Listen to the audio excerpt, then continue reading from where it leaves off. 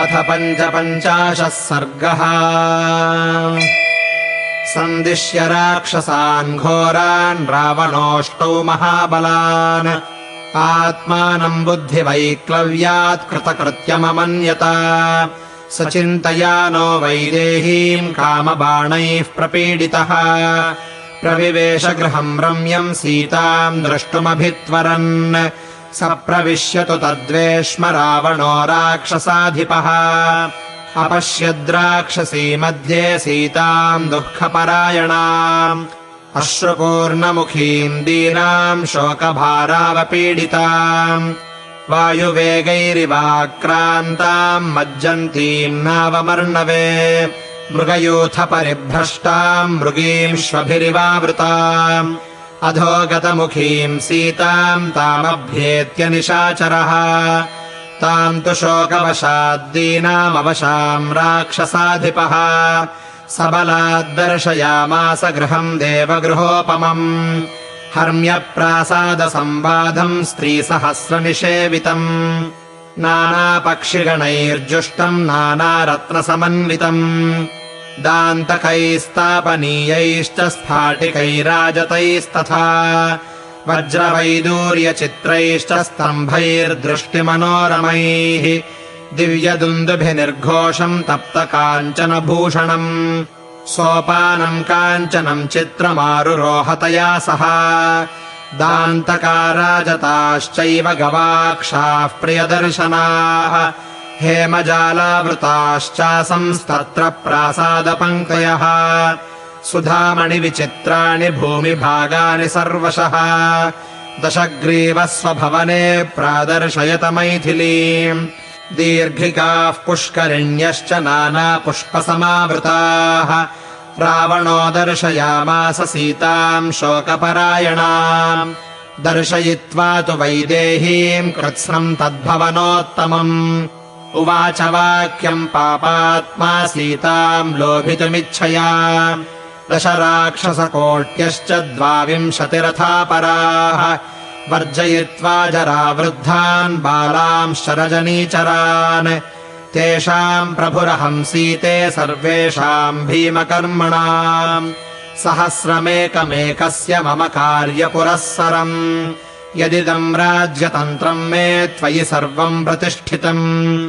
जीवितम् च विशालाक्षि त्वम् मे प्राणैर्गरीयसी बह्वीनामुत्तमस्त्रीणाम् मम योऽसौ परिग्रहः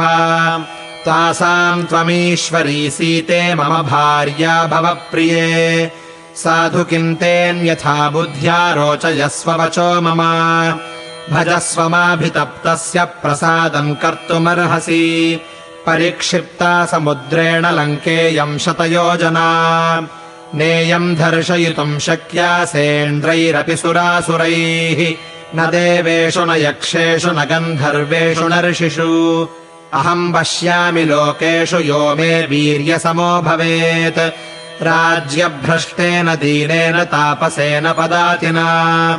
किम् करिष्यसि रामेण मानुषेणाल्पतेजसा भजस्व सीते मामेव भर्ताहम् सदृशस्तव यौवनम् त्वद्ध्रुवम् भीरुरमस्वेह मया सह दर्शने मा कृथा बुद्धिम् राघवस्य वरानने कास्य शक्तिरिहागन्तुमपि सीते मनोरथैः न शक्यो वायुराकाशे पाशैर्बद्धम् महाजवः दीप्यमानस्य वाप्यग्नेर्गृहीतुम् विमलाः शिखाः त्रयाणामपि लोकानाम् न तम् पश्यामि शोभने विक्रमेण नयेद्यस्त्वाम् मद्बाहुपरिपालिताम् लङ्कायाः सुमहद्राज्यमिदम् त्वमनुपालय त्वत्प्रेष्यामद्विधाश्चैव देवाश्चापि चराचरम् अभिषेकजलक्लिन्ना तुष्टाचरमयस्व च दुष्कृतम् यत्पुरा कर्म वनवासेन तद्गतम् यच्च ते सुकृतम् कर्म तस्येह फलमाप्नुहि इह सर्वाणि माल्यानि दिव्यगन्धानि मैथिली भूषणानि च मुख्यानि तानि सेव मया सह पुष्पकम् नाम शुश्रोणि भ्रातुर्वैश्रवणस्य मे विमानम् सूर्यसङ्काशम् तरसा निर्जितम् रणे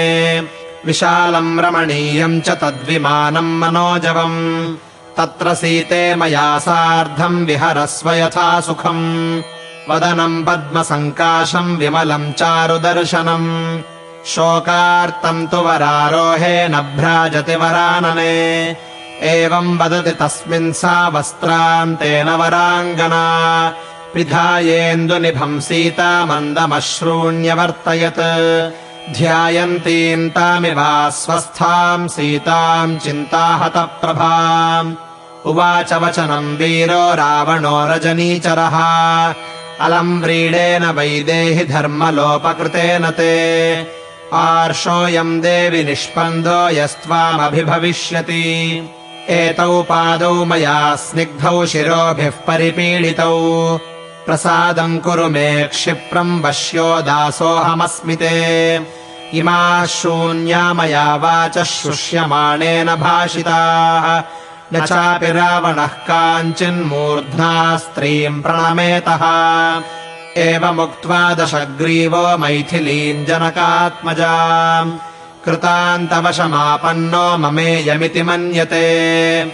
इत्यार्षे श्रीमद् रामायणे वाल्मीकीये आदिकाव्ये